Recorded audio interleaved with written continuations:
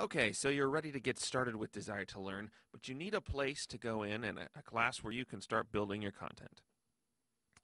To request a development course through D2L, well, you'll use what's called the Los Rios D2L Faculty Request Interface, or FRI. It's really easy, and you can get there from the college homepage. So here we are at the SCC homepage. Go to Quick Links, and just jump down to D2L Faculty Course Requests. Hit that quick link, and it jumps you to a PeopleSoft login page. Now, there are some instructions here, some help if you need that. But what we'll do here is we'll log in with our user ID. And then your password. Now, what's important is this password is not necessarily your network or regular email password that you would use. This is, if you've never logged in here before, it's a default password that's specified here. So make sure you read this, and if you haven't logged in before, use this default password, which is the first two uppercase characters of your first name, plus the first two uppercase characters of your last name, and the month and date of your birthday. That's your default password.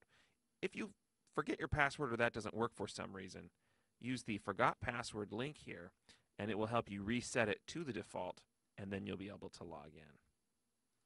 I'm going to go ahead and log into my account.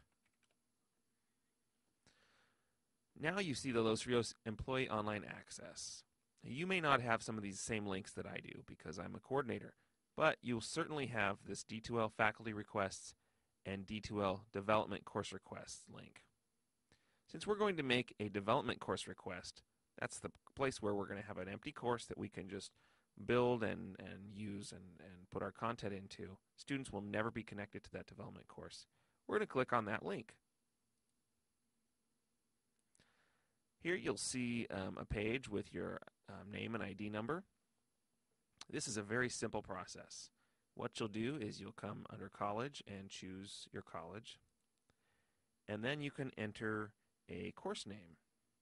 In this case, I'll call this D2L Blackboard Import, and I'll give it a course designator.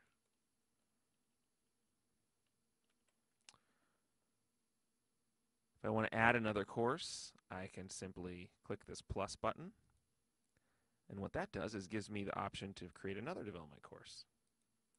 Here we'll call this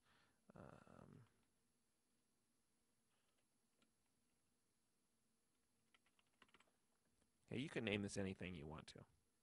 Now, if I change my mind and I want to get rid of one of these additional rows, or actually any of these rows, it's as simple as clicking the minus,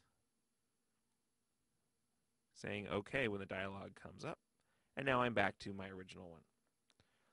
So I've selected the college and entered a name for the course. And you can see here it's given me what the output name will actually be. It always starts with DEV if it's a development course. Now it's time to submit that request. And here the screen says my D2L requests have been saved and will be created tonight in D2L. Click OK. Now, even though I clicked OK, it brings me back to this same page where I can see my request. Now, it's important to note that these requests are processed overnight. So if I wanted to make a change to this request before the process happens overnight, I could do that. Maybe I need to change the course name or something like that. I would simply just resubmit the request.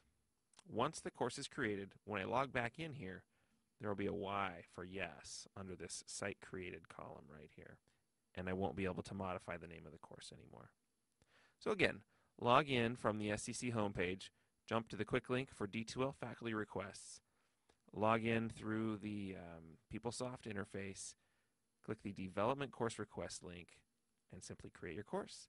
And this course will be ready for me tomorrow morning, and I'll find it listed on the D2L My Courses page.